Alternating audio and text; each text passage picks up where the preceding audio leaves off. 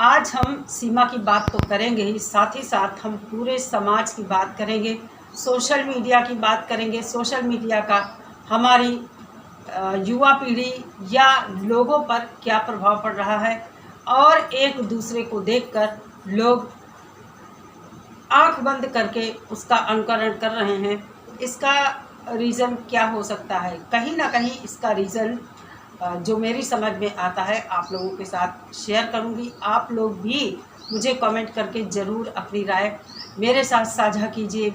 नमस्कार दोस्तों, मैं सुमन एक बार फिर से स्वागत करती हूं आप सभी का अपने YouTube चैनल ख्वाहिशें BMU में। कैसे हैं आप सभी? उम्मीद करती हूँ सभी लोग बहुत अच्छे होंगे। मैं भी अच्छी हूँ और मैं धीरे ही धीरे बोलूँगी आज, क्योंकि मुझे खांसी जुकाम है, बहुत तेज खांसी आज ज़्यादा आ रही है। तो जैसे हम सीमा को देखते हैं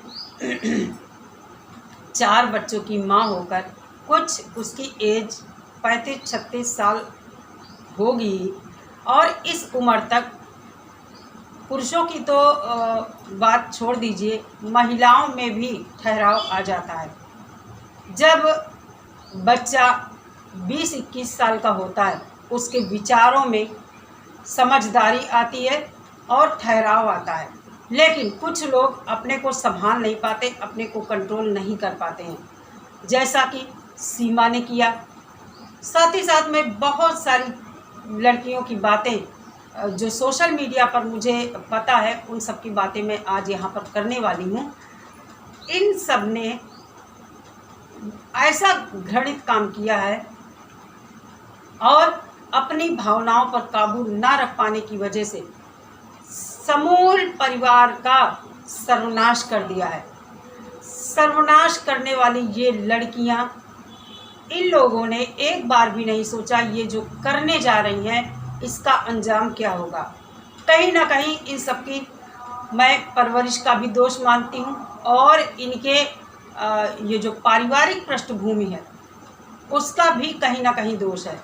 क्योंकि जैसे मान लीजिए सीमा तो चलो 4 बच्चों की माँ है, वो अकेली रहती थी, उसने जो निर्णय लिया उसकी आदत अय्याशी की पड़ गई थी। लेकिन बाकी जो कुछ लड़कियां हैं, आज मैं ख़ास तौर से आरती छोटू की बात करूंगी। बिहार का ये मैटर बहुत चर्चित था और पूरे वर्ल्ड में, हर देश में ये मुद्दा चल रहा था।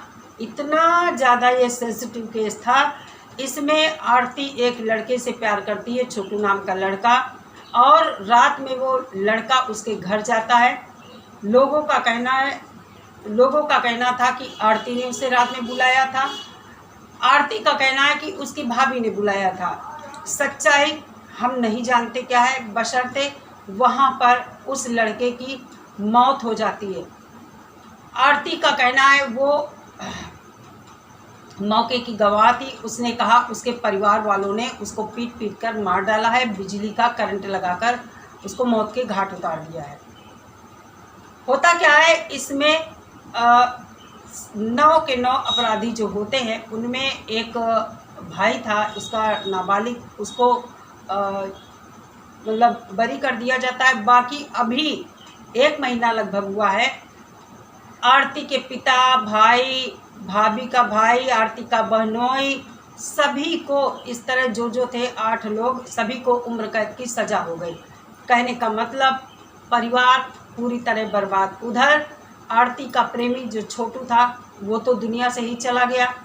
आरती छोटू के बड़े भाई मन्नू से शादी कर लेती है, छोटू के 6 महीने बाद गुजरते ही।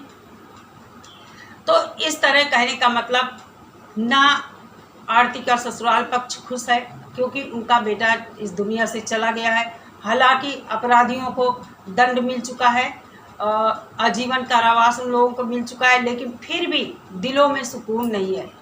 सुकून इसलिए नहीं है कि कहीं ना कहीं आरती भले ही कितनी सोशल मीडिया पर बुराई करे, आखिर आरती के वो माँ, बाप, भाई सब उसके अपने ही हैं। आरती के मायके में केवल बुजुर्ग दादी हैं, एक छोटा भाई है, जो कि कहने का मतलब पूरी तरह से बर्बाद है आरती का मायका पक्ष। ससुराल में आरती अब ब्लॉगिंग करती है, उसके ज़रिए पैसा कमाती है और रह रही है, लेकिन आरती का अतीत कभी पीछा नहीं छोड़ेगा।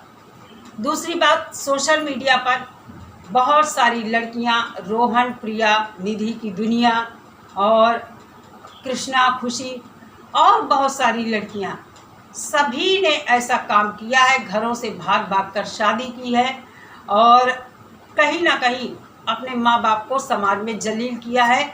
और एक शिवम और पिंकी जो विकलांग लड़की थी, दिव्यांग लड़की थी, उसका भी मैटर खूब उछला था सोशल मीडिया पर। तो कहीं ना कहीं ये सब ऐसे किरदार कुछ दो चार हमारे सामने हैं। सोशल मीडिया पर अगर हम चेक करें तो भरा पड़ा होगा ऐसे लोगों से, लेकिन हमारी आंखों के सामने ही 4-6 लोग ऐसे हैं जो इन चीज़ों को दर्शाते हैं कि इन लोगों की परवरिश कहीं ना कहीं गलत ढंग से हुई है, या तो माँ बाप ने ध्यान नहीं दिया या इन लोगों ने खुद गलत रास्ता अख्तियार कर लिया। इसमें बहुत बड़ा योगदान सोशल मीडिया का है। मैं इसलिए सोशल मीडिया का दोष देती हूँ क्योंकि आजकल यूट्यूब, इंस्टाग्राम, फेसबुक, हर जगह छोटे छोटे बच्चे इन्वॉल्व हैं, वहाँ से दोस्त बनाते हैं और फिर ये भी देखते हैं कि छोटी छोटी उम्र के लोग भाग भाग कर शादी कर लेते हैं।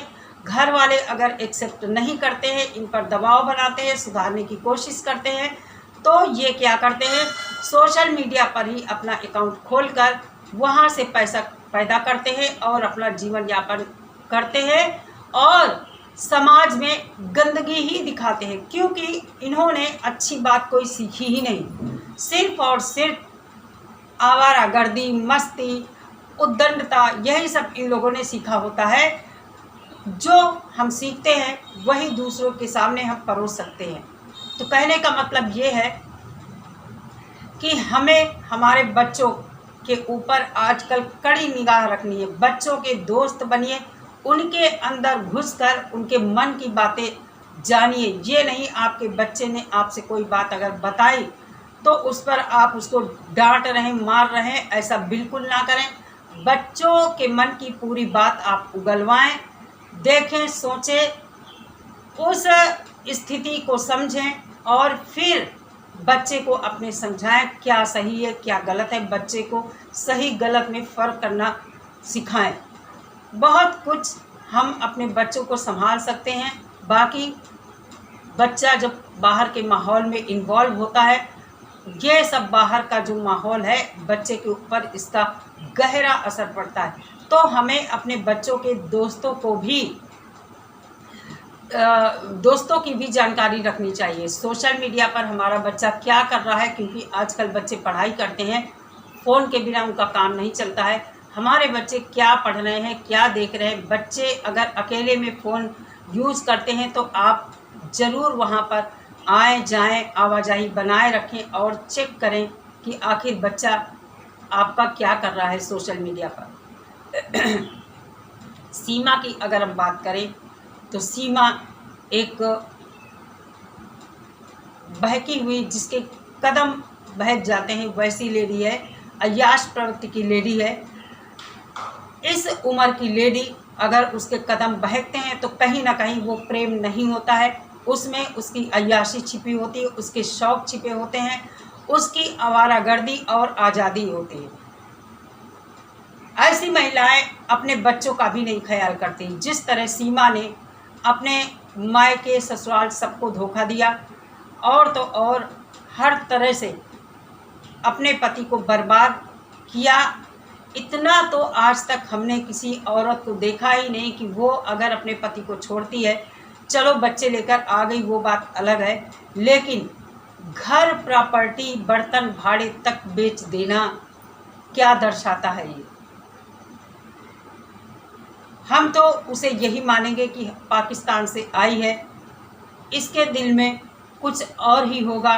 अब यहाँ आकर ये जब फंस गई है तो इसने अपना दूसरा ही रुख अख्तियार कर लिया है, जो कि आए दिन हम सोशल मीडिया पर देखते हैं, रोज़ ही देखते हैं क्या ड्रामा करती है।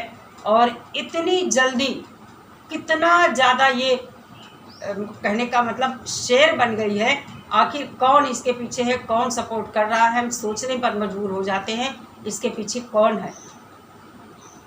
तो दोस्तों कहने का मतलब ये है कि सोशल मीडिया का यूज़ अच्छे के लिए कीजिए। आप अपने बच्चों को भी समझाइए कि सोशल मीडिया हमारे फ्यूचर के लिए अच्छा है, अच्छे के लिए यूज कीजिए, उससे हम किसी तरह की गंदगी ना सीखें। क्योंकि आजकल इंसान इतना गिर चुका है, छोटे छोटे बच्चों को इन्वॉल्व करके बहुत ही घटिया, बहुत ही भद्दी बातें सोशल मीडिया पर हम देखते हैं, शॉर्ट्स में देखते हैं।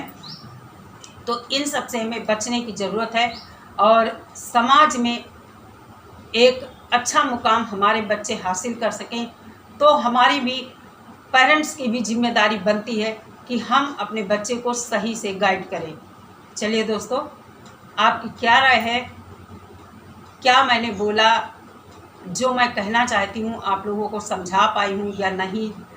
कोशिश पूरी की है, लेकिन पता नहीं मेरी बात का कितना असर लोगों पर होता है, कितना नहीं होता है, कितना लोग सहमत होते हैं मेरी बात से, वो मुझे आप अपने कमेंट के द्वारा ज़रूर बताइए। मिलती हूँ नेक्स्ट वीडियो के साथ। सभी लोग अपना बहुत सारा ख्याल रखिए। नमस्कार। आज मैं बहुत आराम से बोल रही हूँ क्योंकि गले में काफ़ी दिक्कत है।